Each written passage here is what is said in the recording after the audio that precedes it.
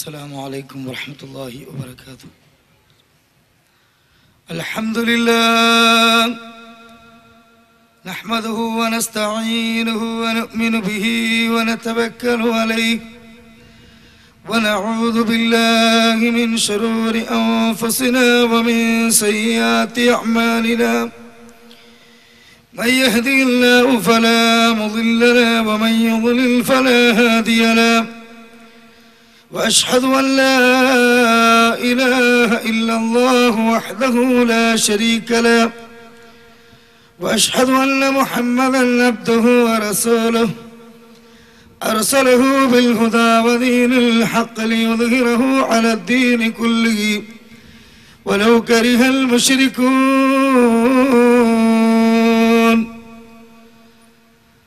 اللهم صل على محمد وعلى آل محمد كما صليت على إبراهيم وعلى آل إبراهيم إنك حميد مجيد. اللهم بارك على محمد وعلى آل محمد كما باركت على إبراهيم وعلى آل إبراهيم إنك حميد مجيد. بسم الله العظيم القدرة والشان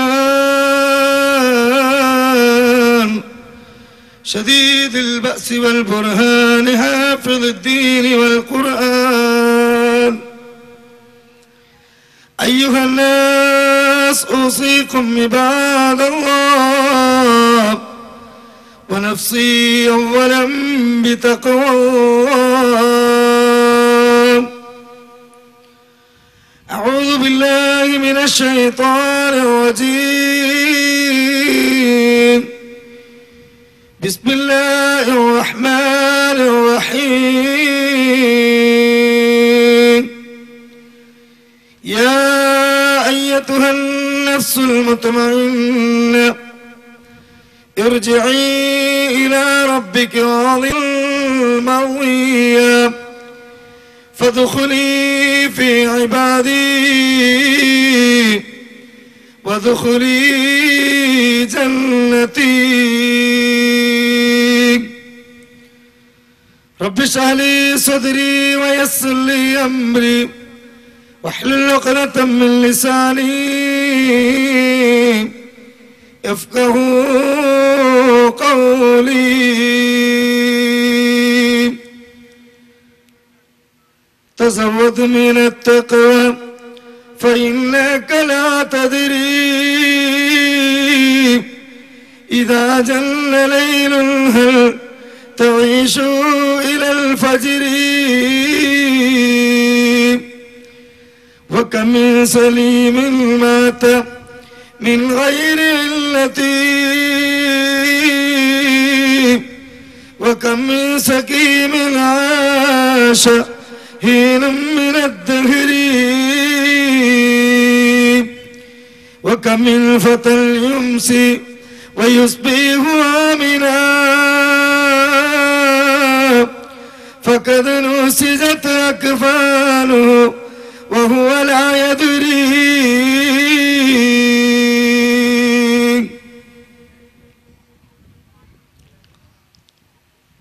കേരള നദ്വത്തുൽ മുജാഹിദീൻ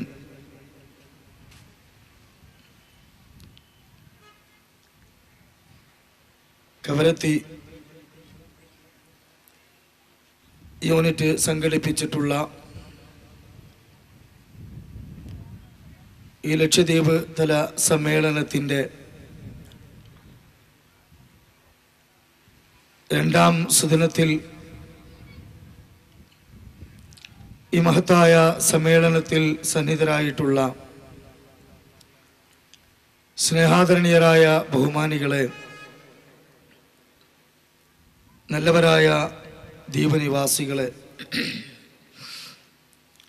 പരലോകമോക്ഷം പരമമായ ലക്ഷ്യമെന്ന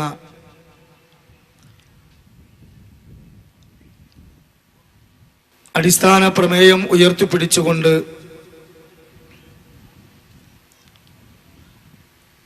മുജാഹിദ് പ്രസ്ഥാനം ഇങ്ങനെ ഒരു സമ്മേളനം സംഘടിപ്പിച്ചതിൻ്റെ പിന്നിലെ ഉദ്ദേശം എന്താണ്?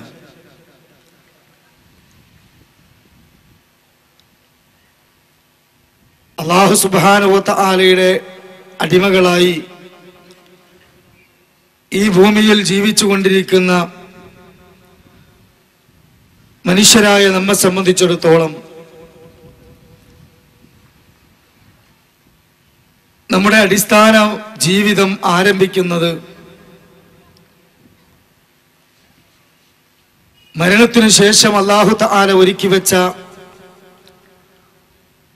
പരലോകത്തിലാണ്. അതുകൊണ്ട് തന്നെ പരിശുദ്ധ ദീനുൽ ഇസ്ലാം മുന്നോട്ട് വെക്കുന്ന ഈ പരലോക വിശ്വാസത്തെ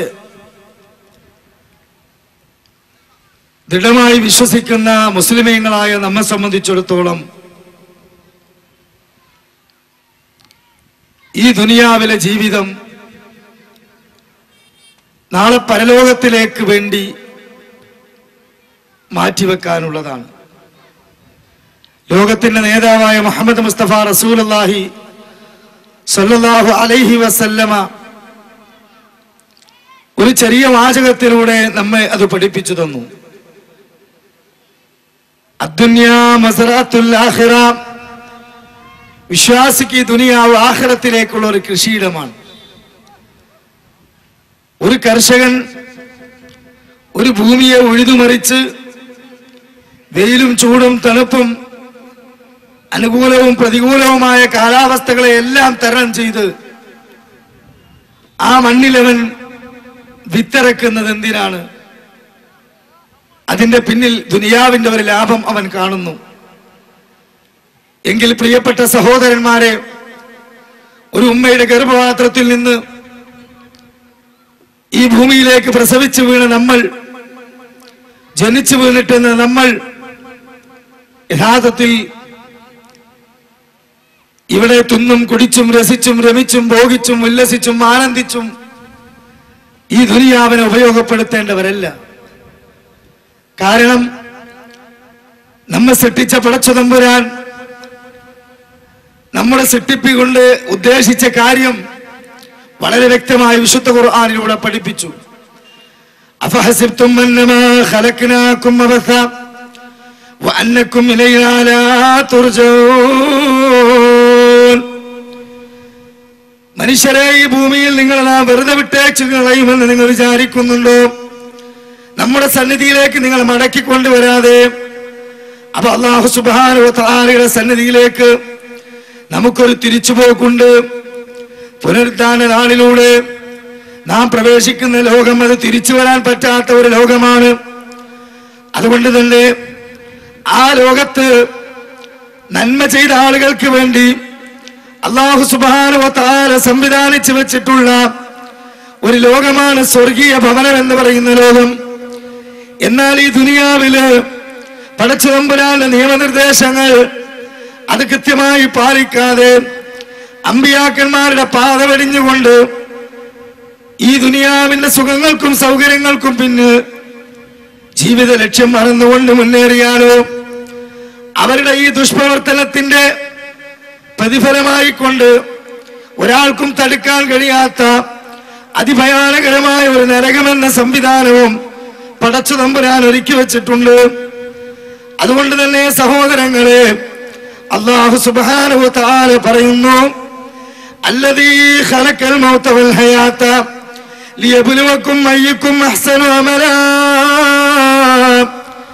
ജീവിതത്തെയും മരണത്തെയും സംവിധാനിച്ചവനാകുന്നു അല്ലാഹു. എന്തിനാണ് ഈ പ്രക്രിയ പടച്ച തമ്പുരാൻ ഉണ്ടാക്കിയത്? നിങ്ങളെ പരീക്ഷിക്കാൻ വേണ്ടിയിട്ടാണ്. ആരാണ് നിങ്ങളിൽ ഏറ്റവും നന്നായി സൽക്രമങ്ങൾ ചെയ്യുന്നത് എന്ന് പരിശോധിക്കാൻ. അതുകൊണ്ട് തന്നെ നമുക്കിവിടെയുള്ള ഡ്യൂട്ടി ഇവിടുത്തെ സുഖങ്ങൾക്കും സൗകര്യങ്ങൾക്കും പിന്നിൽ ഇവിടെയുള്ള ഈ സൗകര്യങ്ങൾ വെട്ടിപ്പിടിക്കാൻ വേണ്ടി ഓടലല്ല, മറിച്ച് നമ്മുടെ അടിസ്ഥാനപരമായ ഡ്യൂട്ടി എന്താണ്? നമ്മൾ അടിസ്ഥാനപരമായി പ്രവർത്തിക്കേണ്ടത് എന്തിനാണ്? വിശുദ്ധ ഖുർആൻ നമ്മളോട് പറയുന്നു, വഫീ ദാലിക ഫൽയതനാഫസിൽ മുതനാഫിസൂൻ. ജീവിതത്തിന്റെ പരമപ്രധാനമായ ലക്ഷ്യമായി മാറേണ്ടത് ഈ ദുനിയാവിൽ വലിയ വീട് വെക്കാനല്ല, ഇവിടെ ആരോഗ്യം പരിശോധിക്കാനല്ല, ഇവിടെ രാഷ്ട്രീയത്തിന്റെ ഉന്നത തലങ്ങളിൽ കയറി പറ്റിക്കൊണ്ട് ജനങ്ങളുടെ പ്രശംസ നേടി മുന്നോട്ട് പോകാനല്ല. മറിച്ച് നീ മത്സരിക്കേണ്ടത് അല്ലാഹു തആല ഒരുക്കി വെച്ച സ്വർഗത്തിന് വേണ്ടിയാണ്.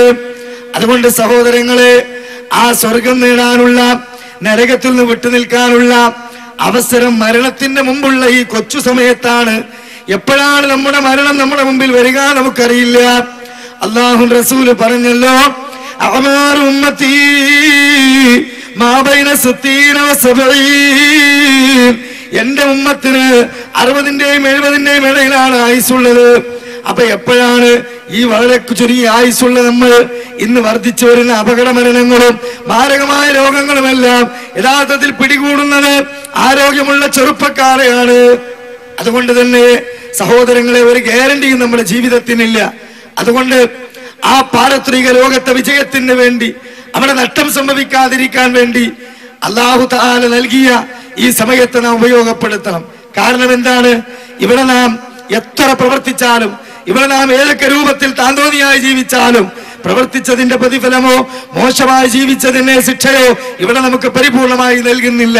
അത് നൽകപ്പെടുന്ന ലോകം വിശുദ്ധ ഖുർആൻ 3-ാം അധ്യായം സൂറത്ത് ആൽ ഇംറാൻ 185-ാമത്തെ ആയത്തിലൂടെ പറഞ്ഞു, വഇന്നമാ തുവഫൗന ഉജൂറക്കും യൗമൽ ഖിയാമ.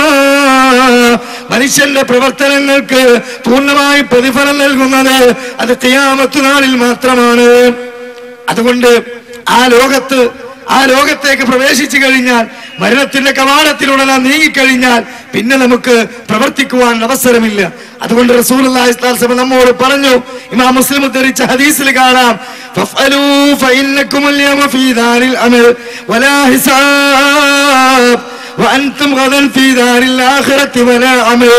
ഫഫഅലൂ, നിങ്ങൾ പ്രവർത്തിക്കണേ, നിങ്ങൾ നന്നായി ജോലി ചെയ്യണേ, പാരത്രിക വിജയത്തിന് ആവശ്യമായ കർമാനുഷ്ഠാനങ്ങൾ, സൽക്രമങ്ങൾ നിങ്ങൾ ചെയ്യണേ. അതിൽ നിങ്ങളുടെ ആരോഗ്യവും നിങ്ങളുടെ സമ്പത്തും നിങ്ങളുടെ ഇൽമും നിങ്ങൾ പ്രയോഗിക്കണേ. കാരണം എന്താണ്? നിങ്ങൾ ഇന്ന് വിചാരണ ലോകത്തല്ല, അമലിന്റെ ലോകത്താണ്. എന്നാൽ അൻതും ഗദൻ ഫീ ദാരിൽ ആഖിറ, മരിക്കുന്നതോടുകൂടി, റൂഹ് തൊണ്ടക്കുഴിയിൽ യാത്ര പോകുന്നതോടുകൂടി പിന്നെ നിങ്ങൾക്ക് അമൽ ചെയ്യാൻ അവസരമില്ല. പിന്നെ നിങ്ങൾ വിചാരണ ലോകത്താണ്. അതുകൊണ്ട് തന്നെ സഹോദരങ്ങളെ, കൃത്യമായി നമ്മുടെ സെക്കൻഡുകള്, നമ്മുടെ മിനിറ്റുകള്, അതെല്ലാം നമ്മളോട് വിളിച്ചു പറയുന്നത് എന്താണ്? മനുഷ്യ, ഇതെല്ലാം നിനക്ക് വിലപ്പെട്ട സമയമാണ്. കാരണം എന്താ? സകാത്തു ഖൽബിൽ മറി കായിലത്തുൽ ലഹു ഇന്നൽ ഹയാത ദകായികു വസവാനി. മിടിച്ചുകൊണ്ടിരിക്കുന്ന ഹൃദയം നമ്മളോട് പറയുന്നത്, മനുഷ്യ, നിന്റെ ജീവിതം എന്ന് പറയുന്നത് ആകത്തുക ചില സെക്കൻഡുകളും മിനിറ്റുകളുമാണ്. അതുകൊണ്ട് തന്നെ സഹോദരങ്ങളെ, എപ്പോഴാണ് ഇത് നിർത്തേണ്ടി വരിക? എപ്പോഴാണ് ഈ താഴേക്ക് വിട്ട ശ്വാസം അത് മുകളിലേക്ക് നമുക്ക് വലിക്കാൻ കഴിയാതെ വരിക? എപ്പോഴാണ് എന്റെ മരണം എന്റെ മുമ്പിൽ വരിക? പറയാൻ നമുക്ക് സാധ്യമല്ല. അതുകൊണ്ട് തന്നെ അല്ലാഹുവിന്റെ ഖുർആൻ നമ്മളോട് പറഞ്ഞല്ലോ, യാ അയ്യുഹല്ലദീന ആമനൂ, ഈ സത്യവിശ്വാസികളെ, ഇത്തഖുല്ലാഹ്, നിങ്ങൾ അല്ലാഹുവിനെ സൂക്ഷിക്കണം കേട്ടോ. വൽ തൻദുർ നഫ്സും മാ ഖദ്ദമത് ലിഗദിൻ വത്തഖുല്ലാഹ്. നാളേക്ക് വേണ്ടി നിങ്ങളുടെ ആത്മാവ് നരകത്തിൽ നിന്ന് രക്ഷപ്പെടാൻ, അവിടെ ആത്മാവിനെ കൃത്യമായി രക്ഷയുടെ മാർഗത്തിലേക്ക് കൊണ്ടുപോകാൻ നാളേക്ക് വേണ്ടി നിങ്ങളുടെ കയ്യില് എന്താണുള്ളതെന്ന് ഓരോരുത്തരും തിരിഞ്ഞു നോക്കേണ്ടതുണ്ട്. ശൂന്യമായ നിവർത്തിപ്പിടിച്ച കൈകളുമായി നാം മരണപ്പെടുകയാണെങ്കിൽ ഖബറുകൾ അദാബിന്റെ ലോകമാണ്, മഹ്ശറ വമ്പിച്ച ശിക്ഷയുടെ കേന്ദ്രമാണ്, പരീക്ഷണങ്ങളുടെ മേൽച്ചുൽപ്പുറങ്ങളാണ്.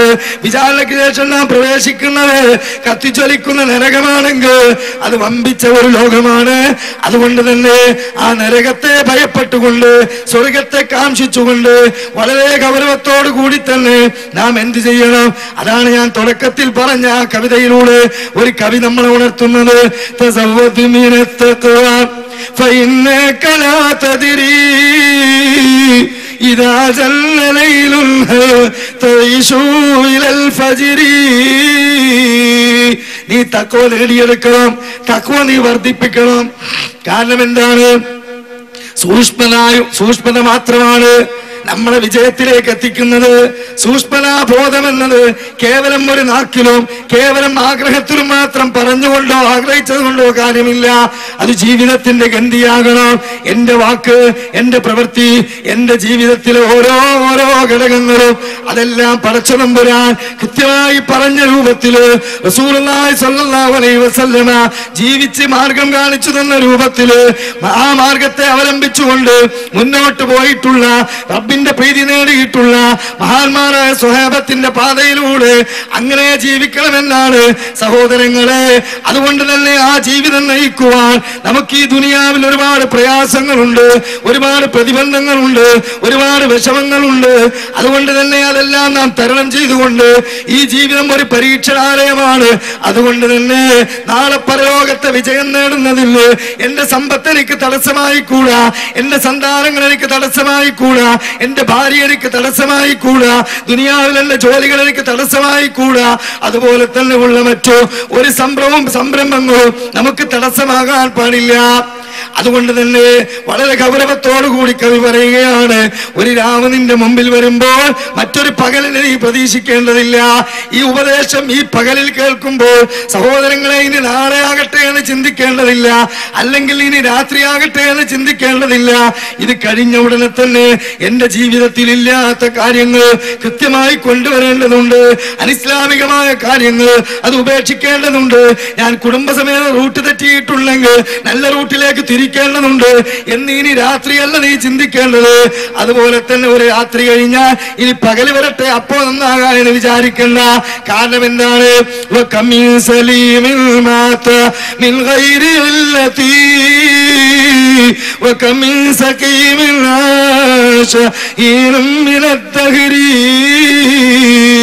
എത്രയോ ആരോഗ്യമുള്ള ചെറുപ്പക്കാര്, ചുറുചുറുപ്പുള്ള ചോരത്തലപ്പുള്ള ആളുകള്, എന്തിനും കഴിയുന്ന എല്ലാ നിലക്കും തെളിഞ്ഞു നിൽക്കുന്ന യൗവനത്തിന്റെ പ്രസരിപ്പുള്ള ആളുകള്, സഹോദരങ്ങളെ നട്ടല്ലൊടിഞ്ഞുകൊണ്ട് അതുപോലെ തന്നെ ശരീരം മുഴുവൻ തളർന്നുകൊണ്ട് ഒന്നിനും കഴിയാതെ ഹോസ്പിറ്റലുകളിലും വീടുകളും കിടക്കുന്ന ദയനീയമായ രംഗം നീ കാണുന്നില്ലേ?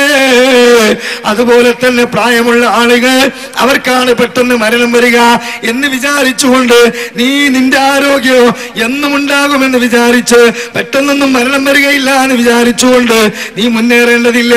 അതുകൊണ്ട് കവി പറയാണ്,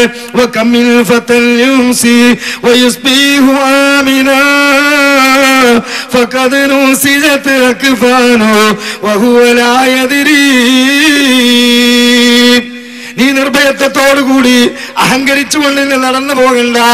ഇവിടെ ഒരു സുനാമി വരുന്നില്ലല്ലോ, ഇവിടെ റബ്ബിന്റെ ശിക്ഷ വരുന്നില്ലല്ലോ.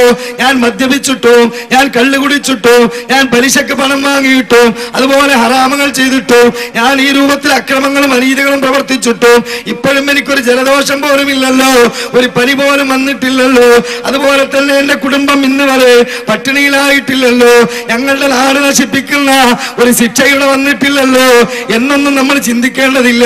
നമ്മൾ മനസ്സിലാക്കേണ്ടത് നമ്മെ പൊതിയാനുള്ള 3 തുണിയാകുന്ന കഫൻപുട അത് കൃത്യമായി മുറിച്ചെടുക്കാൻ കഴിയുന്ന ആ കൃത്യമായ പിന്നെ ആ തുണികൾ നമ്മുടെ നാട്ടിലെ ടെക്സ്റ്റൈൽസിന്റെ റാക്കുകളിൽ വന്ന് കിടക്കുന്നുണ്ട് എന്ന ബോധം നമ്മൾ മറന്നു പോകാൻ പാടില്ല. അതുകൊണ്ട് തന്നെ സഹോദരന്മാരെ, ഈ ബോധമാണ് യഥാർത്ഥത്തില് അല്ലാഹുവിന്റെ റസൂല് മഹാന്മാരായ സ്വഹാബത്തിന് ഉണ്ടാക്കി കൊടുത്തത്. റസൂലുള്ളാഹി സ്വല്ലല്ലാഹു അലൈഹി വസല്ലമയോടൊപ്പം ജീവിച്ചിരുന്ന സ്വഹാബത്ത് അവരുടെ ജാഹിലിയ കാലഘട്ടത്തില്, അവരുടെ ഇരുണ്ട യുഗത്തില് എല്ലാ തോന്നിയാസങ്ങളിലും അവർ മുഴുകിയിരുന്നു.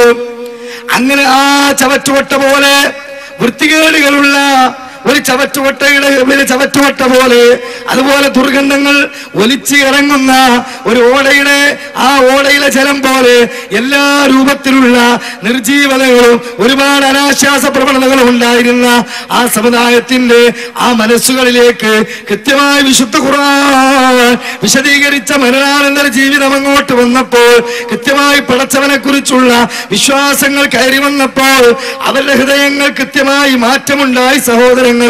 അതുകൊണ്ട് തന്നെയാണ് നമുക്ക് അവരുടെ ചരിത്രങ്ങളിൽ കാണാൻ പറ്റുന്നതുണ്ട്. സ്വർഗം നേടുന്നതിന് വേണ്ടി അവരെന്ത് ത്യാഗവും സഹിക്കുകയാണ്.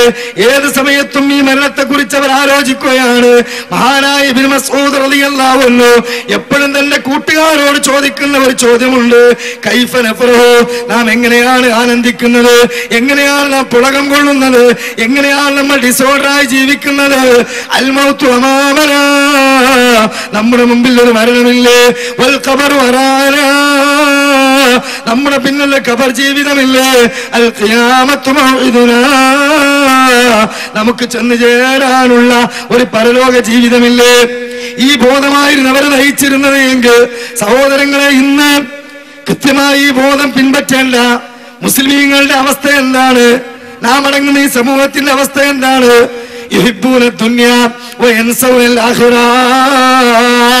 ദുനിയാവിനെ അവർ അങ്ങേയറ്റം സ്നേഹിക്കുന്നു, അതിലെ വിഷയങ്ങൾ അടിസ്ഥാന വിഷയമായി കാണുന്നു. എന്നാൽ അടിസ്ഥാനപരമായി കാണേണ്ട ആഖിറത്തെ താൽക്കാലികമായി കാണുന്നു. യുഹിബ്ബൂനൽ ഹയാത്ത വയൻസൗനൽ മമമാത്, അതുപോലെ തന്നെ മരണത്തെ അവരെ മറന്നു കളയുന്നു, ജീവിതത്തെ അങ്ങേയറ്റം സ്നേഹിക്കുകയും ചെയ്യുന്നു. യുഹിബ്ബൂനൽ ഖുസൂറ വയൻസൗനൽ ഖുബൂർ, മണിസൗധങ്ങളെ അങ്ങേയറ്റം അവർ ഇഷ്ടപ്പെടുന്നു. എന്നാൽ അതേപോലെ തന്നെ അവരുടെ യഥാർത്ഥ ഭവനമാകുന്ന ഖബറിനെ അവർ മറന്നു കളയുകയും ചെയ്യുന്നു. യുഹിബ്ബൂനൽ മാല വയൻസൗനൽ ഹിസാബ്, ധനത്തെ അവർ അങ്ങേയറ്റം സ്നേഹിക്കുന്നു. അത് നേടുന്ന മാർഗം പരിശുദ്ധമാണോ, കൊടുക്കുന്ന മാർഗം വിശിഷ്ടമാണോ എന്നൊന്നും നോക്കുന്നില്ല. എന്നാൽ അതിനെക്കുറിച്ചുള്ള വിചാരണ അവർ മറന്നു കളയുന്നു.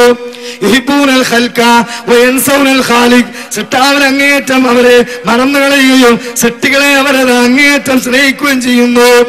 യഥാർത്ഥത്തിൽ അടിസ്ഥാനപരമായി ഉണ്ടാകേണ്ട 5 കാര്യങ്ങള് ഈ മുസ്ലിം ഉമ്മത്ത് താൽക്കാലികമായി കാണുകയും വളരെ താൽക്കാലികമായി നൈമിഷിക ദുനിയാവിലെ 5 കാര്യങ്ങള് അടിസ്ഥാന അജണ്ടയായി കണ്ടുകൊണ്ട് മുന്നോട്ട് പോവുകയും ചെയ്തത് കൊണ്ട് സഹോദരങ്ങളെ, നമുക്ക് നാളെ പരലോകത്ത് വരാൻ പോകുന്ന നഷ്ടം, ആ നഷ്ടത്തെയാണ് ഞാനൊരു ചെറിയ കഥയിലൂടെ നിങ്ങളുടെ മുമ്പിൽ വെക്കുന്നത്. ഗുണപാഠങ്ങൾ ഉൾക്കൊള്ളുവാൻ വേണ്ടി ചില അറബിക്കഥകൾ ഇറങ്ങാറുണ്ട്. ആ അറബിക്കഥകള് ഗുണപാഠത്തിന് വേണ്ടിയിട്ടുണ്ടാക്കുന്നതാണ്. അതില് വിശദീകരിച്ച ഒരു കഥ നമ്മുടെ ജീവിതവുമായി ബന്ധപ്പെടുത്തി വിശുദ്ധ ഖുർആനും ഹദീസുകളും പറഞ്ഞ കാര്യങ്ങളിലേക്ക് ശാന്തി തേടുന്ന ആത്മാവ് എന്ന വിഷയത്തിന്റെ സമാപനം വിശദീകരിക്കുന്നതിലേക്ക് നിങ്ങളുടെ ശ്രദ്ധയെ ഞാൻ കൊണ്ടുവരികയാണ്. ഒരാള് 4 വിവാഹം കഴിച്ച് അദ്ദേഹത്തിന്റെ 1ാമത്തെ ഭാര്യ, ആ ഭാര്യയെ ജീവിതത്തിൽ ഒരിക്കൽ പോലും അദ്ദേഹം പരിഗണിച്ചിട്ടില്ല. അദ്ദേഹത്തിന്റെ 1ാമത്തെ ഭാര്യ, ആ ഭാര്യ ഒരു സമയം പോലും അദ്ദേഹം സ്നേഹിച്ചിട്ടില്ല. സന്തോഷത്തോടുകൂടി അവളുടെ മുഖത്തേക്കൊന്നും നോക്കിയിട്ടില്ല. അവൾക്ക് ആവശ്യമുള്ളതൊന്നും കൊടുത്തിട്ടില്ല. അങ്ങനെ പരിഗണിക്കാത്ത, അവഗണിച്ച് തള്ളിയ, ആ രൂപത്തിൽ യാതൊരു തരത്തിലുള്ള സ്നേഹവും കൊടുക്കാത്ത 1ാമത്തെ ഭാര്യ ഈ രൂപത്തിൽ അദ്ദേഹം അവഗണിച്ചു. എന്നാൽ അദ്ദേഹത്തിന് 4ാമത്തെ ഭാര്യയോട് ഒരിക്കൽ പോലും അദ്ദേഹത്തിന് പിരിയാൻ താല്പര്യമില്ല. ആ ഭാര്യയ്ക്ക് വേണ്ടി അദ്ദേഹം കൃത്യമായി കൊണ്ട് തന്നെ ഓരോ കാര്യങ്ങളും ശ്രദ്ധിക്കുകയാണ്. അതിന്റെ ഒരു മുടി നിരക്കുന്നത് അവന് ഇഷ്ടമില്ല, അതിന്റെ ഒരു തൊലി ചുളിയുന്നത് അവന് ഇഷ്ടമില്ല. ആ രൂപത്തില് ആ ഭാര്യയ്ക്ക് വേണ്ടി അദ്ദേഹം ശ്രദ്ധിച്ചുകൊണ്ട് ജീവിക്കുകയാണ്. പലപ്പോഴും നമസ്കാരം പോലും അവൻ ഉപേക്ഷിച്ചിട്ടുണ്ട് ഈ ഒരു ഭാര്യയ്ക്ക് വേണ്ടി. 3ാമത്തെ ഭാര്യയോടും ഇയാളുടെ പ്രതികരണം അങ്ങനെ തന്നെ.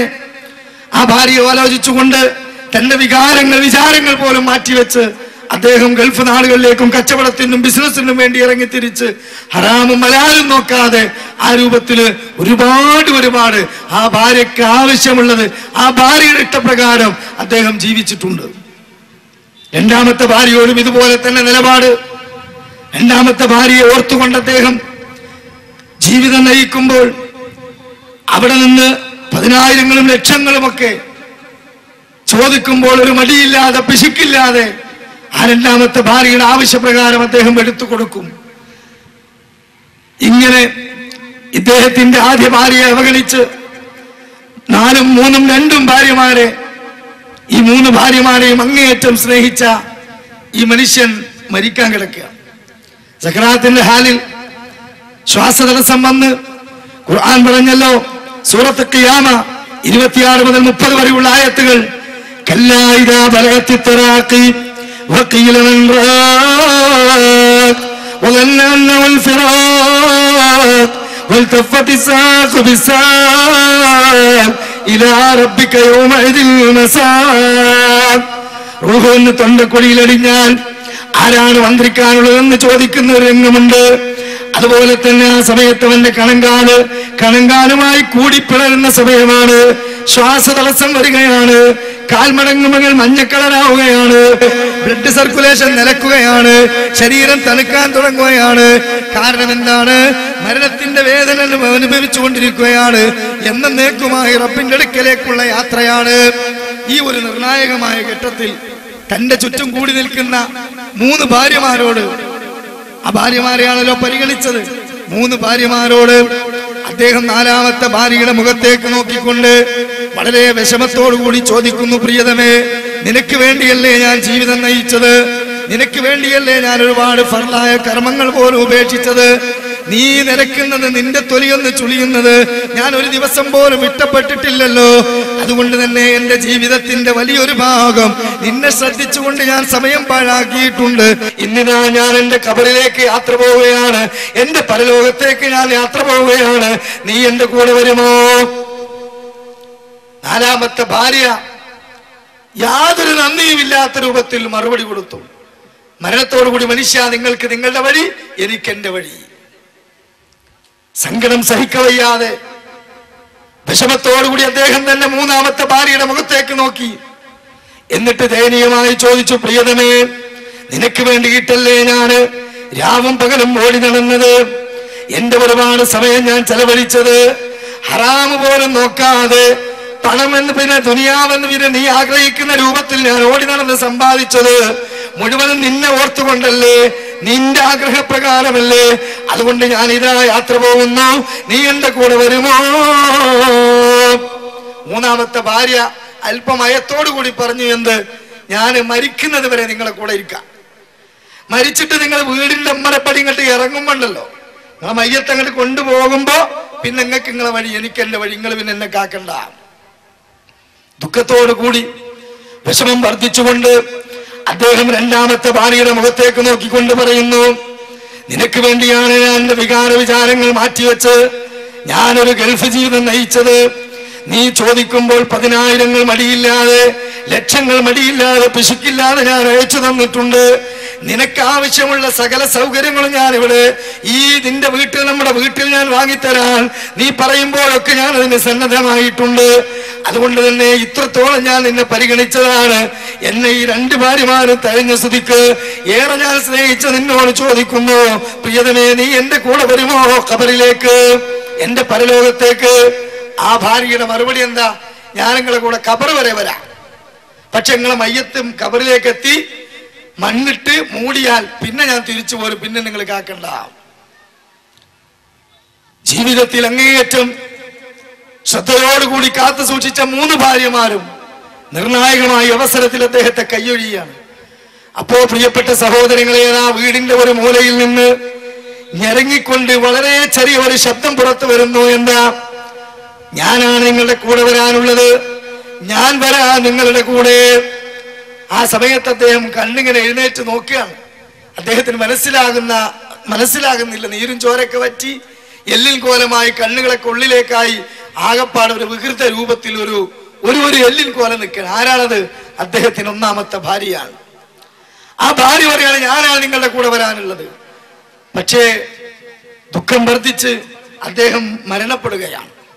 പ്രിയപ്പെട്ട സഹോദരങ്ങളെ, ഇങ്ങനെ ഒരു ഗുണപാഠം ഉൾക്കൊള്ളുന്ന ഒരു അറബിക്കഥ നിങ്ങളുടെ മുമ്പിൽ ഞാൻ വെച്ചത് എന്തിനാന്ന് ചോദിച്ചാൽ, 4 വിവാഹം കഴിച്ച് നീതി പുലർത്താതെ അവസാനം ദയനീയമായി മരിച്ചുപോയ രംഗം പറയാനല്ല.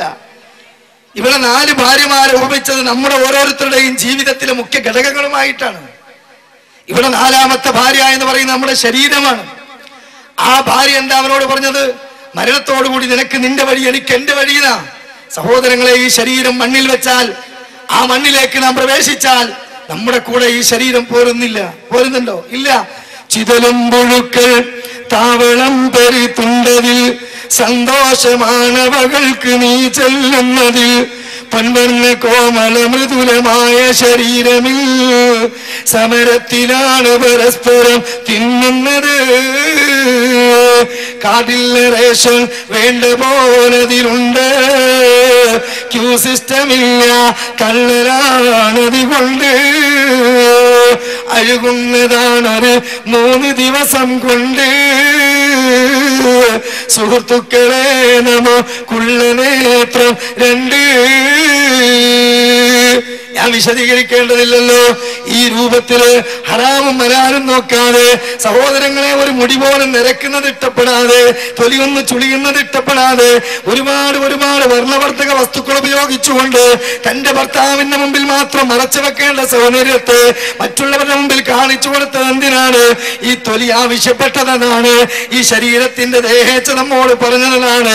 അതുകൊണ്ട് തന്നെ ദേഹേച്ഛ കടിമപ്പെട്ടുകൊണ്ട് ഈ ഭൗതിക ശരീരത്തിന്റെ താല്പര്യത്തിന് വേണ്ടി നമ്മൾ നമ്മുടെ സമയം ഒരുപാട് ചെലവഴിച്ചല്ലോ, അതിനു വേണ്ടി നമ്മൾ ഓടി നടന്നല്ലോ.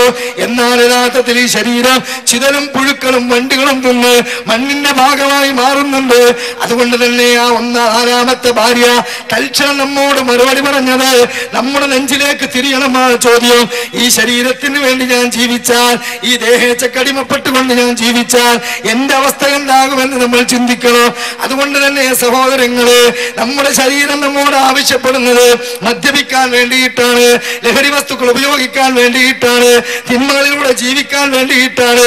അതുകൊണ്ട് തന്നെ ആ ശരീരത്തെ പിടിച്ചുകെട്ടി, ദേഹേച്ഛയെ പിടിച്ചുകെട്ടിക്കൊണ്ട്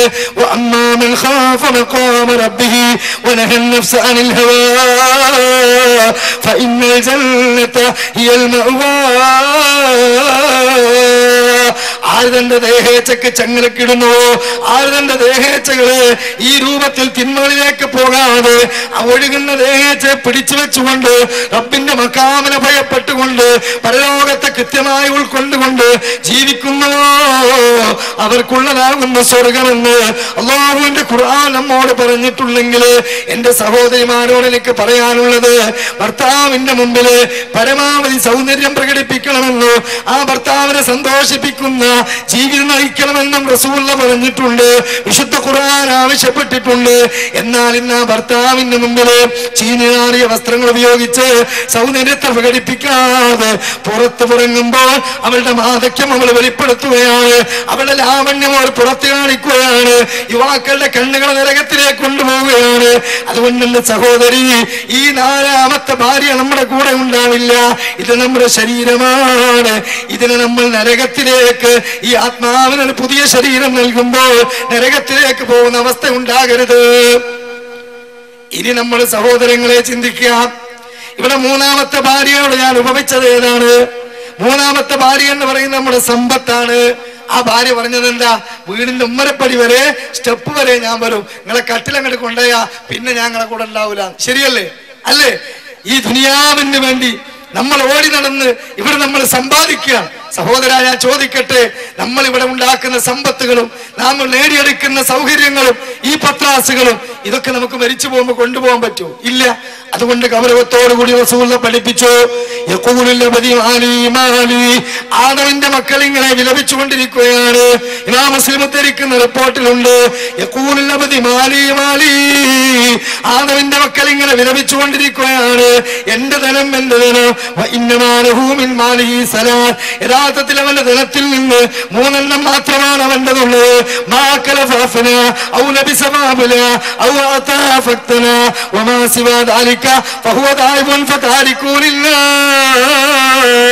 അവൻ തിന്നു തീർത്തവന്റെ ഭക്ഷണം, അവൻ ധരിച്ച് ദ്രവിപ്പിച്ചവന്റെ വസ്ത്രം, റബ്ബിന്റെ മാർഗത്തിൽ വല്ലതും കൊടുത്ത് ശേഖരിച്ചിട്ടുണ്ടെങ്കിൽ അത് ബാക്കിയുള്ളതൊക്കെ വിട്ടേച്ചുകൊണ്ട് കുടുംബങ്ങൾക്ക് കൊടുത്തുകൊണ്ട് അവൻ യാത്ര പോവുകയാണ്.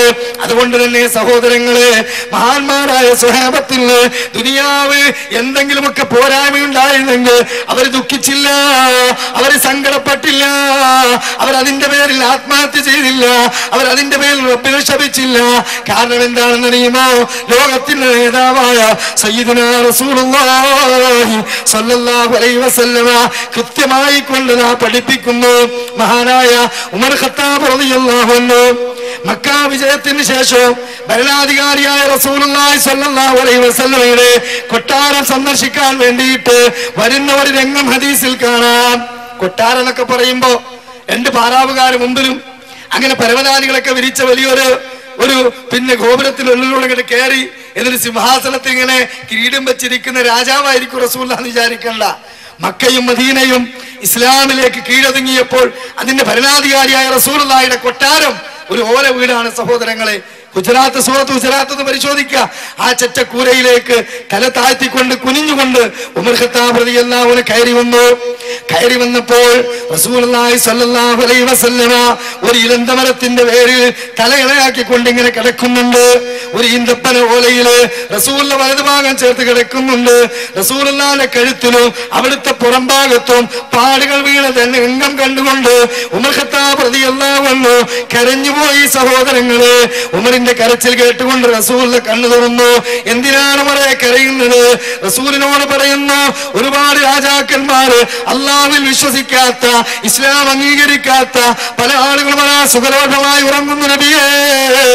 താങ്കൾ അഷ്റഫുൽ ഖൽഖല്ലേ, ലോകത്തിന്റെ നേതാവല്ലേ, താങ്കളുടെ ദയനീയമായ കിടത്തം കണ്ടുകൊണ്ട് കരഞ്ഞുപോയതാണ്. ആ സമയത്ത് റസൂലുള്ള പഠിപ്പിക്കുന്നു കേട്ടോ, മാലി വലിദുനിയാ ഇല്ലാ കറാകിബ് ഇസ്തല്ലാ തഹ്ത ശജറത സുമ്മറ. ഉമറേ, ഞാനും ഈ ദുനിയാവും തമ്മിൽ എന്ത് ബന്ധമാണുള്ളത് ഉമറേ? ഒരു യാത്രക്കാരനെ പോലെയല്ലാതെ. യാത്രക്കാരൻ ക്ഷീണിക്കുമ്പോ മരച്ചുവട്ടിൽ നിൽക്കും, ക്ഷീണം മാറിയാൽ അവിടുന്ന് യാത്ര പോകും എന്നതുപോലെ ഉമ്മയുടെ ഗർഭപാത്രത്തിൽ നിന്ന് പുറത്തു വന്ന നമ്മുടെ ലക്ഷ്യം സഹോദരങ്ങളെ, ഇവിടെയുള്ള സുഖസൗകര്യങ്ങൾ നേടിയെടുത്ത് മരിക്കുന്നതിന് മുമ്പുള്ള ഈ ലോകത്തെ അടിച്ചു പൊളിച്ച് ആസ്വദിക്കലല്ല, മറിച്ച് നമ്മൾ ആഖിറത്തിലേക്ക് നമ്മുടെ മാതാപിതാക്കൾ ഇറങ്ങിപ്പോന്ന സ്വർഗമെന്ന തറവാട്ടിലേക്കുള്ള യാത്രയാണ്. ആ യാത്രയിൽ അമലുകൾ സ്വരൂപിക്കാൻ, പുണ്യങ്ങൾ നേടാൻ നമുക്ക് അല്ലാഹു നൽകിയ ഇടത്താവളമാണ് ഈ ഭൂമിയിലെ ജീവിതം. അതുകൊണ്ട് തന്നെ മൂന്നാമത്തെ ഭാര്യ പറഞ്ഞത്, നമ്മളോട് ഞാൻ നിങ്ങളുടെ കൂടെ വരില്ല. അതുകൊണ്ട് സമ്പത്ത് നേടുന്നിടത്ത്, ചെലവഴിക്കുന്നിടത്ത് നമുക്ക് സൂക്ഷ്മത വേണം. ഹറാമുകളിലേക്ക് പോകാൻ പാടില്ല. സ്ത്രീധനം, പലിശ, അതുപോലെ തന്നെയുള്ള ചൂതാട്ടങ്ങൾ, ലോട്ടറി തുടങ്ങിയിട്ടുള്ള ഒട്ടനേകം തിന്മകൾ ഇന്ന് നമ്മുടെ സമൂഹത്തെ കാർന്നു തന്നുകൊണ്ടിരിക്കുകയാണ്. മുസ്ലിം ചെറുപ്പക്കാർ അതിലാണ് സഹോദരങ്ങളെ പെട്ടിട്ടുള്ളത്. അതുകൊണ്ട് ഓർക്കുക, ഏറെ സ്നേഹിക്കുന്ന നമ്മുടെ ഈ ധനം നമ്മളോടൊപ്പം ഖബറിൽ വരില്ല. മൂന്നാമത്തെ ഭാര്യ പറഞ്ഞ മറുപടി സമ്പത്താണ് പറയുന്നത്. അഥവാ നിങ്ങൾക്ക് നിങ്ങളുടെ വഴി പടിയിറങ്ങുന്നതോടുകൂടി കുടുംബക്കാരുടെ അവകാശങ്ങളായി മാറുന്നു. ഇനി രണ്ടാമത്തെ ഭാര്യ ആരാണത്? ആ ഭാര്യ എന്താ പറഞ്ഞത്? ഖബർ വരെ വരാം, നിങ്ങളെ മയ്യത്ത് ഖബറിൽ വെച്ച് കല്ലിട്ട് മണ്ണിട്ട് പിന്നെ ഞാൻ പോരും. ആരാണ് ആ രണ്ടാം ഭാര്യ? നമ്മൾ ഏറെ സ്നേഹിച്ച നമ്മുടെ സന്താനങ്ങൾ. ആ സന്താനങ്ങൾക്ക് വേണ്ടിയാണ് രാവും പകലും നാം ഗൾഫ് നാടുകളിലും മറ്റുമൊക്കെയായി കഷ്ടപ്പെടുന്നത്. അവർക്കൊരു സീറ്റ് കിട്ടാൻ, അവർക്ക് ആവശ്യമുള്ള ആധുനിക സംവിധാനങ്ങൾ ഒരുക്കാൻ ഭാര്യ ഒന്ന് ഫോൺ ചെയ്ത് പറഞ്ഞാൽ മതി, മക്കളൊന്ന് മൊബൈൽ ഫോൺ അമർത്തിയാൽ മതി, വാപ്പ ഏതാ 10,000-ങ്ങളും ലക്ഷങ്ങളും അയച്ചു കൊടുക്കുന്നു അല്ലേ? അങ്ങനെ നാം കണ്ണിന്റെ കൃഷ്ണമണി പോലെ കാത്തു സൂക്ഷിക്കുന്ന അവർക്ക് വേണ്ടി നമ്മൾ ജീവിക്കാൻ. എന്നാൽ ഈ സന്താനങ്ങൾ യഥാർത്ഥത്തിൽ ഈ ദുനിയാവിന്റെ ചരക്കുകളായി, അലങ്കാര വസ്തുക്കളായി, ഒന്നിനും ഉപയോഗപ്പെടുത്താൻ കഴിയാത്ത ചപ്പുചവർ ചണ്ടികളായി സഹോദരങ്ങളെ മാറിയാൽ എന്താ അവസ്ഥ? ഒരു IAS-കാരനായി, ഒരു IPS-കാരനായി, ഒരു സോഫ്റ്റ്വെയർ എഞ്ചിനീയറായി, ഒരു LLB-കാരനായി, ഒരു ഡോക്ടറായി, ഒരു +2 അധ്യാപകനായി, ഇങ്ങനെ ഭൗതികമായി അവൻ വാനോളം ഉയർന്നു വന്നാൽ അതൊക്കെ യഥാർത്ഥത്തിൽ ഇസ്ലാം അതിന് ഒരിക്കലും തന്നെ കൂച്ചുവലം കിട്ടിട്ടില്ല. ഒരിക്കലും തന്നെ വിദ്യാഭ്യാസത്തിനോ, ഒരിക്കലും തന്നെ അത്തരത്തിലുള്ള ഭൗതികമായ ഒരു സ്ഥാനമാനങ്ങൾക്കോ, ഒരു ജോലിക്കോ ഇസ്ലാം ഒരിക്കലും തന്നെ കൂച്ചുവലം കിട്ടിട്ടില്ല. സാക്ഷരതയുടെ ഉദ്ഘാടനം കുറിച്ച ഗ്രന്ഥമാണ് ഖുർആൻ. വായിക്കാനും പഠിക്കാനും പറഞ്ഞ ഗ്രന്ഥമാണ് ഖുർആൻ. പക്ഷേ അടിസ്ഥാന വിജ്ഞാനം മറന്നുകൊണ്ടുള്ള, ധാർമ്മിക ബോധം ഉൾക്കൊള്ളാത്ത ഭൗതികമായ വിദ്യാഭ്യാസത്തിന് നമ്മൾ നമ്മുടെ മക്കൾക്ക് ഏറെ പ്രാധാന്യം കൊടുത്തുകൊണ്ട് മുന്നോട്ട് പോയാൽ, അതുകൊണ്ട് സഹോദരങ്ങളെ, ഇഹലോകത്തും പരലോകത്തും നമുക്ക് ഉപകാരപ്പെടാത്ത ചണ്ടികളായി മക്കൾ മാറുന്നതാണ്. ഗൗരവത്തോടുകൂടി നമ്മൾ മനസ്സിലാക്കുക. റസൂലുള്ളാഹി സ്വല്ലല്ലാഹു അലൈഹി വസല്ലം പറഞ്ഞല്ലോ, ഇദാ മാത്തൽ ഇൻസാനു ഇൻഖതഅ അമലു, നിങ്ങളൊരാൾ മരണപ്പെട്ടു കഴിഞ്ഞാൽ അവന്റെ കർമ്മങ്ങളെല്ലാം അവനിൽ നിന്ന് മുറിഞ്ഞുപോയി. ഇല്ലാമിൻ സലാത്ത്, മൂന്നെണ്ണം ഒഴിച്ച് അതിലൊന്ന് വലതും സാലിഹുൻ അദാലഹു എന്നാണ്. സാലിഹായ സന്താനങ്ങള് അഥവാ മാതാപിതാക്കൾക്ക് വേണ്ടി പ്രാർത്ഥിക്കുന്ന, പ്രായമാകുമ്പോൾ അവരെ പരിചരിക്കുന്ന, ഇസ്ലാമിന്റെ ധാർമ്മിക മൂല്യങ്ങൾ പരിഗണിച്ചുകൊണ്ട് ഒരാൾക്കും ബന്ധവുമില്ലാതെ നല്ല രൂപത്തിലുണ്ടാകുന്ന സന്താനങ്ങൾ, ആ സന്താനങ്ങളാണ് യഥാർത്ഥത്തിൽ പ്രവാചകന്മാർ ചോദിച്ചത്, റബ്ബിനോട് പ്രാർത്ഥിച്ചതാണ്. റബ്ബനാ ഹബ് ലനാ മിൻ അസ്വാജിനാ വദുരിയാതിനാ ഖുർറത അയ്ൻ വജഅൽനാ ലിൽ മുത്തഖീന ഇമാമാ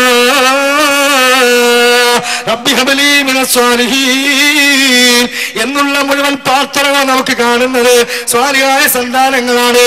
എന്താണത് നമുക്കറിയാം.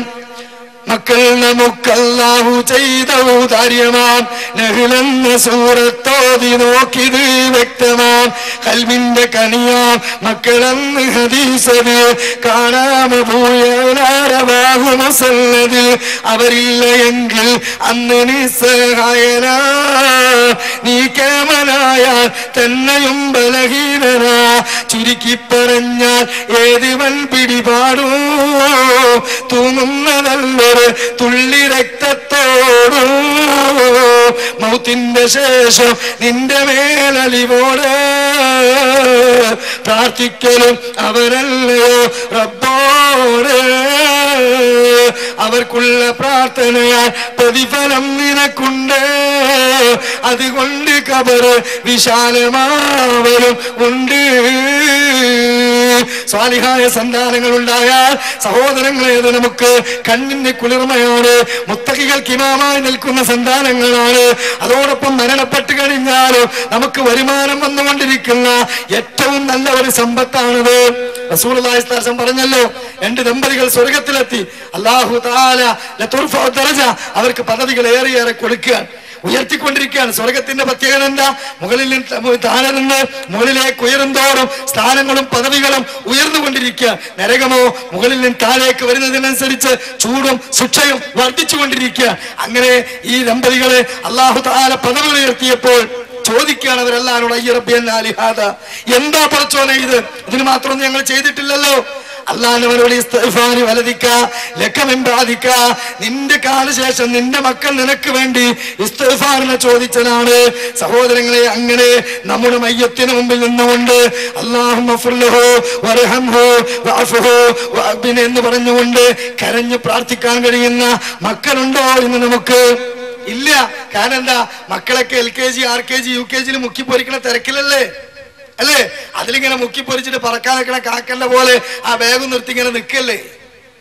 ഇതിനൊന്നും ഇസ്ലാം എതിരല്ല. പക്ഷേ ഞാൻ പലപ്പോഴും പറയാറുണ്ട്, ഒരു പേപ്പറിൽ ഒരുപാട് പൂജ്യങ്ങൾ ഇട്ടാൽ അതിനൊരു വിലയില്ല. ഉണ്ടോ? സീറോക്ക് വിലയില്ല, കണക്ക് പഠിച്ച കുട്ടികൾക്കറിയാം. എന്നാൽ അതിന്റെ ഇടത് ഭാഗത്ത് 1 എന്നക്കം ഇട്ടാൽ ആ 1ന്റെ കാരണം അത് കോടിയാകും, ലക്ഷമാകും. ആ 1 അള്ളാഹുള്ള വിശ്വാസം, ആ 1 പരലോകത്തുള്ള വിശ്വാസം, ആ 1 ആ കൃത്യമായ പിന്നെ കാര്യങ്ങൾ വിശദീകരിക്കുന്ന സിലബസ് ആകുന്ന വിശുദ്ധ ഖുർആനും തിരുസുന്നത്തും എന്ന ആധാരത്തെ കുറിച്ചുള്ള പഠനം. അതില്ലാതെ നമ്മൾ വളർത്തിക്കൊണ്ട് വന്നാൽ നമുക്കുണ്ടാകുന്ന അപകടം നമ്മൾ മനസ്സിലാക്കണം. ഒരു ഉദാഹരണം പറയാം. കോഴിക്കോട് പട്ടണത്തിലെ ഒരു വലിയ കോടീശ്വരൻ 10-15 വർഷങ്ങൾക്ക് മുമ്പ് മരണപ്പെട്ട ആൾ. അദ്ദേഹം മരിക്കുമ്പോ അദ്ദേഹത്തിന് ആണായും പെണ്ണായും ഒരൊറ്റ സന്തതിയാണുള്ളത്. കോടിക്കണക്കിന് സ്വത്തുക്കളുടെ ഉടമ. അവൻ കൽക്കട്ടയിൽ പഠിക്കുകയാണ്. അങ്ങനെ വലിയ വാഹനങ്ങളും സംവിധാനങ്ങളും സൗകര്യങ്ങളും ഒക്കെയായി ജീവിക്കുന്ന ഈ മകൻ, ആ മനുഷ്യൻ മരണപ്പെട്ടപ്പോൾ 30,000-ഓളം ആളുകൾ അവിടെ വന്ന് സന്ദർശിച്ചു. 15,000-ഓളം ആളുകൾ മയ്യത്ത് നമസ്കരിക്കാനുണ്ടായിരുന്നു. പക്ഷെ ആ മയ്യത്ത് കുളിപ്പിക്കാൻ മകനില്ല. മയ്യത്ത് വേണ്ടവർ കുളിപ്പിച്ചു. അങ്ങനെ തോളിൽ താങ്ങിയവൻ കൊണ്ടുവന്ന് പള്ളിയിലേക്ക് മയ്യത്തനെ കൊടുത്തു. പിന്നെ ഈ മകനെ കാണുന്നില്ല. ഏക മകനായി ഇവനല്ലേ നിൽക്കേണ്ടത്. അങ്ങനെ ആളുകൾ ഇങ്ങനെ പള്ളിയിൽ തിങ്ങിക്കൂടി. പള്ളിയിലത്തെ മൗലവിനോട് ചൂടായി, എന്താ അത്, സമയമായി, വേഗം നിസ്കരിച്ചാണ്. അപ്പൊ പറഞ്ഞു, മോന് മൂത്രയിക്കാൻ പോയതായി, ഒതുക്കാൻ പോയതായിരിക്കും, തിരിച്ചു വരും, നമ്മൾ 5 മിനിറ്റ് കാത്തിക്കുക. 5 മിനിറ്റ് കാത്തു, ആളെ കാണുന്നില്ല. നിസ്കാരം അവിടെ ആവർത്തിച്ചു തുടങ്ങി. സഹോദരങ്ങളെ, ആ മൗലവി പറയാണ്, ഞാൻ നിസ്കാരം കഴിഞ്ഞ് പള്ളിയുടെ ബാത്റൂമിയുടെ മൂലയിലേക്ക് വന്നപ്പോ ടോയ്ലറ്റ് അടഞ്ഞു കിടക്കുക. വാതില് മുട്ടി. മൗലവിയാണ് തുറക്കെന്ന് പറഞ്ഞു. തുറന്നപ്പോ എന്താ സ്ഥിതി? ഹൗദിൽ മുക്കിയ പോലെ അപ്പൊ ഇങ്ങനെ വിയർത്ത് കുളിച്ചു നിൽക്കുക. ഓനോട് ചോദിച്ചു, എന്താണ് എനിക്ക് പറ്റിയത്? ഓൻ പറയും, എനിക്ക് ഒതുണ്ടാക്കാൻ അറിയില്ല, എനിക്ക് മയ്യത്ത് നിസ്കരിക്കാൻ അറിയില്ല. കോടിക്കണക്കിന് സ്വത്തുക്കൾ ഈ രക്ഷിതാവ് ഈ മകന് വേണ്ടി വിട്ടേച്ചു പോയി. പക്ഷെ ആ പിതാവിന്റെ സഹോദരങ്ങളെ മുമ്പിൽ നിന്നുകൊണ്ട് കരഞ്ഞു കലങ്ങി കണ്ണുമായി പ്രാർത്ഥിക്കാൻ മകനെ കിട്ടിയോ? ഇങ്ങനത്തെ 4-5 സംസ്ഥാനങ്ങളുടെ എന്ത് കാര്യ? ചിലവർ പറയും ഒരുത്തം ഫ്രാൻസിൽ, മറ്റോ ലണ്ടനിൽ, മറ്റോ പിന്നെ അമേരിക്കയിൽ, വേറൊരുത്തർ റിയാദിൽ 5-6 കടയാണ്. എന്ത് ലൈറ്റ് എന്താ?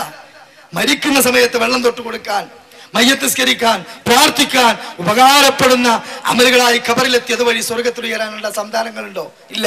എങ്കിൽ ഈ 2ാം ഭാര്യ എന്ന് പറഞ്ഞ സന്താനം ഖബർ വരെ ഉണ്ടാവുള്ളത്, കഴിഞ്ഞാണ്ട് പോകും, ബാത്റൂമിൽ പോയി വാതിലടക്കും. ആലോചിക്കുക, നമ്മൾ വളരെ ഗൗരവത്തോടുകൂടി ആലോചിക്കുക.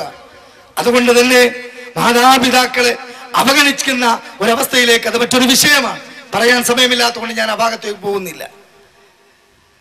അവസാനം ഈ 3 ഭാര്യമാര് കൈവച്ചപ്പോ റൂമിന്റെ ഓരത്ത് നിന്ന് ചെറിയൊരു ശബ്ദത്തിൽ, മനസ്സിലാകാത്ത ഒരു ശബ്ദത്തിൽ, ഞാനാണ് നിങ്ങളെ കൂടെ വരാനുള്ളത് എന്ന് പറഞ്ഞല്ലോ.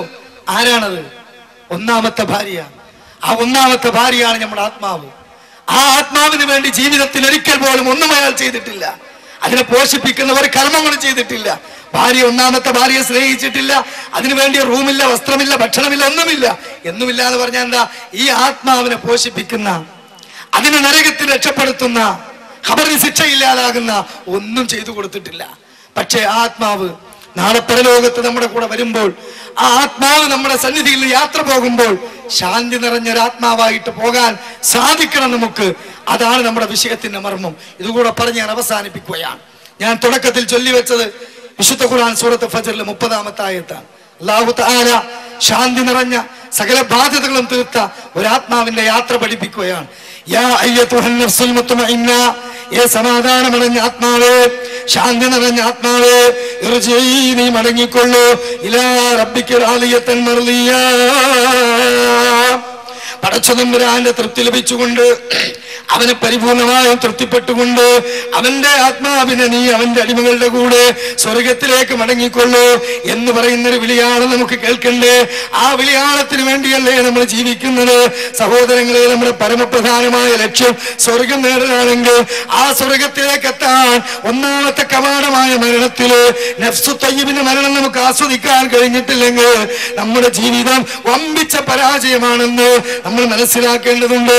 അതുകൊണ്ട് നഫ്സു തയ്യിബിന്റെ മരണം എങ്ങനെയാണ് അത് വിശദീകരിക്കേണ്ടത് ഞാനല്ല, വിശദീകരിക്കേണ്ടത് മുജാഹിദ് പണ്ഡിതന്മാരല്ല, വിശദീകരിക്കേണ്ടത് നമ്മളല്ല. മരണത്തിന് ശേഷം ഒരു ലോകം ഒരുക്കി വെച്ച ആ പടച്ചു തമ്പുരാൻ, അവൻ അയച്ച പ്രവാചകനായ മുഹമ്മദ് മുസ്തഫ റസൂലുള്ളാഹി സ്വല്ലല്ലാഹു അലൈഹി വസല്ലമയിലൂടെ വളരെ കൃത്യമായി കൊണ്ട് വിശദീകരിക്കുന്നു. കേട്ടോളൂ. അനിൽ ബർറാബിൻ ആസിബ് റളിയല്ലാഹു അൻഹു ഖാല, അർറാബിൻ ആസിബ് റളിയല്ലാഹു അൻഹു എന്ന സ്വഹാബി പറയുകയാണ്, ഖറജനാ മഅൻ നബി സ്വല്ലല്ലാഹു അലൈഹി വസല്ലമ ഫീ ജനാസത്തി റജുലിൻ മിനൽ അൻസാർ, ഞങ്ങൾ ഒരു അൻസാരി സ്വഹാബിയുടെ ജനാസയിലെ റസൂലുള്ളാഹിന്റെ കൂടെ ഇങ്ങനെ ഖബർസ്ഥാനിലേക്ക് പുറപ്പെടുകയാണ്. അങ്ങനെ ഞങ്ങളിങ്ങനെ റസൂലുള്ളാഹിന്റെ കൂടെ ഖബർസ്ഥാനിലേക്ക് എത്തി. ഖബറിന്റെ അടുക്കലെത്തിക്കൊണ്ട് അങ്ങനെ റസൂലുള്ളാഹി സ്വല്ലല്ലാഹു അലൈഹി വസല്ലമ അവിടെ ഇരുന്നപ്പോൾ ഫജലസ റസൂലുള്ളാഹി സ്വല്ലല്ലാഹു അലൈഹി വസല്ലമ വജലസ്നാ ഹൗലഹു, നബിയുടെ കൂടെ ഞങ്ങളും അവിടെ ഇരുന്നു. വകാന അലാ റൂസിന തയ്റ വഫീഹി യദിഹി ഊദുൻ യൻഖുതു ഫിൽ അർളി, റസൂലുള്ളാഹി സ്വല്ലല്ലാഹു അലൈഹി വസല്ലമ ഒരു മണക്കക്കൊല്ലിയെടുത്ത്, ഒരു ചെറിയ മരത്തിന്റെ കഷ്ണം കൊമ്പെടുത്ത് നിലത്തിങ്ങനെ കുത്തിക്കൊണ്ടിരിക്കുകയാണ്. ആ സമയത്ത് നബിയുടെ കൂടെ ഞങ്ങൾ ഇരിക്കുന്നത് എങ്ങനെയാണ്? ഒരു പക്ഷി തലയിലിരിക്കുന്ന പോലെ നിശബ്ദമായി കൊണ്ടിരിക്കുകയാണ്. ആ സമയത്ത് റസൂൽ പെട്ടെന്ന് തല ഉയർത്തിക്കൊണ്ട് ഫഖാല, അവിടുന്ന് പറയുകയാണ്, ഇസ്തഈദൂ ബില്ലാഹി മിൻ അദാബിൽ ഖബർ മറത്തൈനി ഔ സലാസ, റസൂൽ 3 അല്ല 2 തവണ ഉറക്കെ ഞങ്ങളോട് പറഞ്ഞു എന്ന്, ഖബറിന്റെ അദാബിൽ നിന്ന് നിങ്ങൾ രക്ഷ തേടണേ, നിങ്ങൾ റബ്ബിനോട് ദുആ ചെയ്യണേ. എന്താ കാരണം? ഖബറിനെ സംബന്ധിച്ച് റസൂൽ പറയുന്നു കേട്ടോ, മരണത്തിന്റെ അനുഭവത്തെ കുറിച്ച് റസൂൽ പറയുന്നു കേട്ടോ. ഖാല, അവിടുന്ന് പറയുകയാണ്, ഇന്നൽ അബ്ദ, ഒരു അടിമ, അൽ മുഅ്മിന, വൽ മുഅ്മിനായ അടിമയാണ്, ഇദാ കാന ഫീ ഇൻഖിതാഇൻ മിന ദുനിയാ വ ഇഖ്ബാലിൻ മിന ആഖിറ, ഈ ദുനിയാവിൽ നിന്ന് അവന്റെ കുടുംബത്തോട്, അവന്റെ സമ്പത്തിനോട്, അവനുമായുള്ള ബന്ധങ്ങളെല്ലാം വിട്ടുകൊണ്ടുള്ള യാത്ര. ആ യാത്ര സഹോദരങ്ങളെ നമ്മൾ നടത്താറില്ലേ? നമുക്ക് നടത്തേണ്ടി വരില്ലേ? നമ്മൾ ഒരുപാട് ആളുകൾ എങ്ങനെ പോയവരല്ലേ?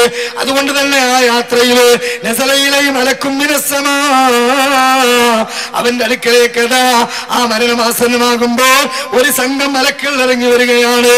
എങ്ങനെയുള്ള മലക്കുകളായി ഇറങ്ങി വരുന്നത്? വെളുത്ത മുഖമുള്ള മലക്കുകളാണ്. സൂര്യനെ പോലെ പ്രഭചരിക്കുന്ന മലക്കുകളാണ്. അവ സൗന്ദര്യവാന്മാരായ നല്ല വെളുത്ത മുഖമുള്ള സൂര്യപ്രഭ പോലെ പ്രകാശിക്കുന്ന മലക്കുകള്. സ്വർഗത്തിൽ നിന്നുള്ള ഒരു കൃത്യമായ ഒരു പുടവയുമായിട്ടാണ്, ഒരു സ്വർഗത്തിൽ നിന്നുള്ള ഒരു കഫൻ പുടവയുമായിട്ടാണ് അവർ വരുന്നത്. സ്വർഗത്തിൽ നിന്ന് കൊണ്ടുവന്ന ഒരു സുഗന്ധത്തിന്റെ ദ്രവ്യക്കുപ്പിയും അവരുടെ കയ്യിലുണ്ട്.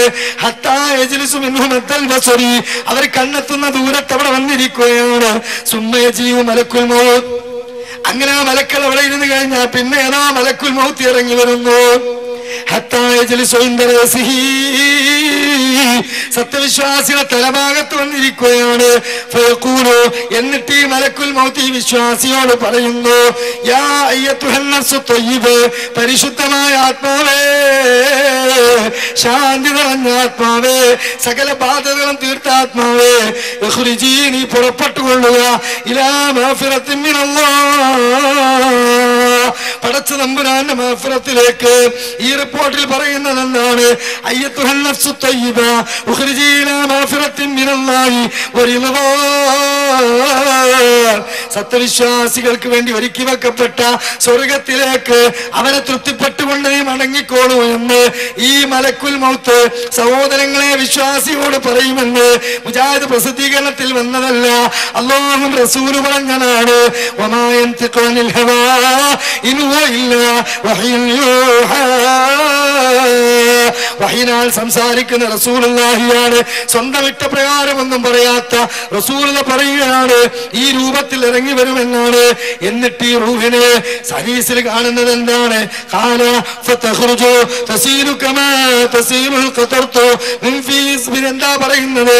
ഇവിടെ ഒരു പാത്രത്തിൽ നിന്ന് താഴേക്ക് വെള്ളമൊഴിക്കുമ്പോൾ, ഒരു കൂജയിൽ നിന്ന് താഴേക്ക് വെള്ളമൊഴിക്കുമ്പോൾ തടസ്സമില്ലാതെ വെള്ളം ഒഴുകി വരുന്ന പോലെ മലക്കുൽ മൗത്തിന്റെ കയ്യിലേക്ക് ഈ റൂഹ് ഇങ്ങോട്ട് ഒഴുകി വരുമെന്നാണ്. ആ സമയത്ത് മലക്കുൽ മൗത്ത് അവരോട് പറയുന്നത് എന്താണ്? സലാമുൻ അലൈക്കും, നിനക്ക് റബ്ബിന്റെ രക്ഷയുണ്ടാകട്ടെ, ഉദ്ഖുലുൽ ജന്നത്ത്, നീ സ്വർഗ്ഗത്തിൽ പ്രവേശിച്ചോ, ബിമാ കുൻതും തഅമലൂൻ, നീ പ്രവർത്തിച്ചതിന്റെ അടിസ്ഥാനത്തില്, പ്രവർത്തിച്ചത് നേടാൻ വേണ്ടിയിട്ട്. സൂറത്തുൽ നഹ്ലിൽ 32-ാമത്തെ ആയത്തിലൂടെ അല്ലാഹു തആല പറയുന്നു, ഈ രൂപത്തിലാണ് മലക്കുകളുടെ അഭിസംബോധന രീതി. സഹോദരങ്ങളെ, മലക്കുൽ മൗത്ത് ഇത് വാങ്ങിക്കൊണ്ട് സത്യവിശ്വാസിയുടെ റൂഹുമായിട്ട് ഉയരുമ്പോൾ കണ്ണെത്തുന്ന ദൂരത്ത് സ്വർഗത്തിൽ നിന്നും കൊണ്ടുവന്ന കഫൻ പുടവയുമായിട്ട് സുഗന്ധത്തിന്റെ ദ്രവ്യക്കുപ്പിയുമായിട്ട് കാത്തിരിക്കുന്ന മലക്കുകൾ ഈ റൂഹിനെ വാങ്ങുകയാണ്, അതിലേക്ക് പൊതിയുകയാണ്. എന്നിട്ട് അതിന് മുകളിൽ അത് പുരട്ടുമ്പോൾ റസൂലുള്ള പറയുന്നു, അതിൽ നിന്നെങ്ങാനും ഒരു തുള്ളി സുഗന്ധം ഭൂമിയിൽ വീണാൽ ഭൂമിയിലെ മുഴുവൻ മനുഷ്യർക്കും അതിന്റെ സുഗന്ധം ആസ്വദിക്കാൻ സാധിക്കുമെന്നാണ്. അപ്പൊ സ്വർഗത്തിലെ ഓരോ വസ്തുക്കളും അത്ര വിലപ്പെട്ടതാണ് സഹോദരങ്ങളെ. ആ രൂപത്തില് ഇതൊക്കെ പൊതിഞ്ഞ് തയ്യാറായി കഴിഞ്ഞാൽ പിന്നീട് ഈ റൂഹുമായി മലക്കുൽ മൗത്ത് സംഘവും പിന്നെ പോവുകയാണ്. അങ്ങനെ പോയിട്ട് ഒന്നാം ആകാശത്തിന്റെ ചുവട്ടിൽ വെച്ചുകൊണ്ട് അവിടെ നിന്ന് ഈ വാതിൽ മുട്ടുമ്പോൾ പടച്ചവന്റെ സന്നിധിയിലേക്ക് കൊണ്ടുപോകാനാണ് കൃത്യമായിട്ട് അല്ലാഹു കൽപ്പിച്ചിട്ടുള്ളത്.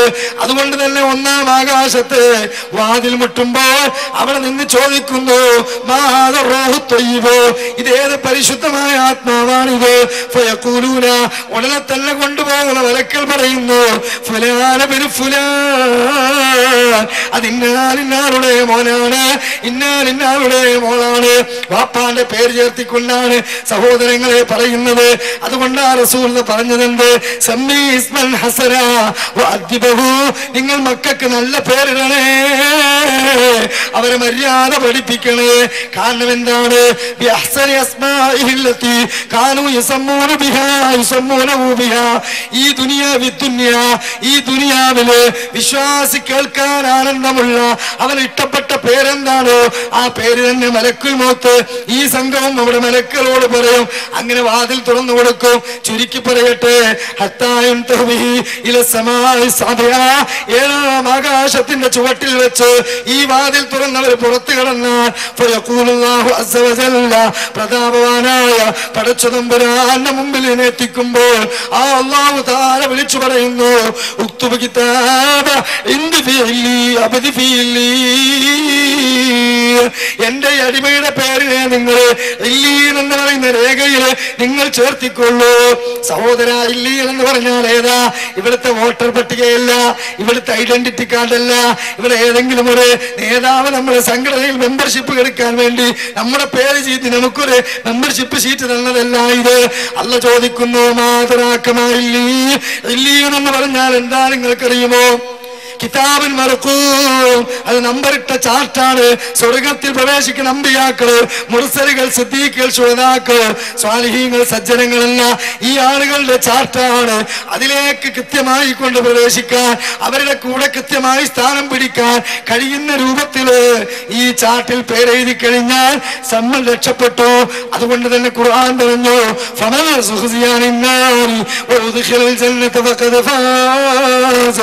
ആര് സ്വന്തം ശരീരത്തെ കത്തിച്ചൊലിക്കുന്ന നരകത്തിൽ നിന്ന് രക്ഷപ്പെടുത്തി സ്വർഗത്തിൽ പ്രവേശിപ്പിച്ചുവോ അവനാകുന്ന വിജയിച്ചവൻ. ആ സ്വർഗ പ്രവേശനത്തിന് സാധ്യമാകണമെങ്കിൽ മരണാനന്തര ജീവിതത്തിലേക്ക് നാം പ്രവേശിക്കുമ്പോൾ ഒന്നാമത്തെ കവാടം മരണമാണ്.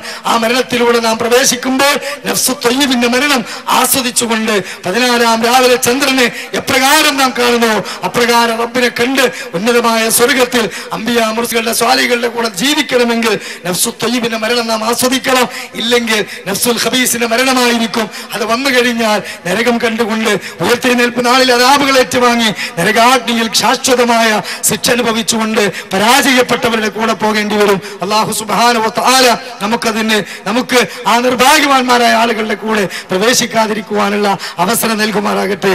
അല്ലാഹു തആല മുത്തഖീങ്ങളുടെ കൂടെ സാലിഹീങ്ങളുടെ കൂടെ ജീവിച്ച് നഫ്സു ത്വയ്യിബിന്റെ മരണം ആസ്വദിക്കുവാനുള്ള തൗഫീഖ് അല്ലാഹു തആല നൽകുമാറാകട്ടെ. اللهم اغفر للمؤمنين والمؤمنات والمسلمين والمسلمات الأحياء منهم والأموات إنك مجيب الدعوات وقاضي الحاجات. ربنا آتنا في الدنيا حسنة وفي الآخرة حسنة وقنا عذاب النار. ربنا تقبل منا إنك أنت السميع العليم وتب علينا إنك أنت التواب الرحيم. آمين برحمتك يا أرحم الراحمين.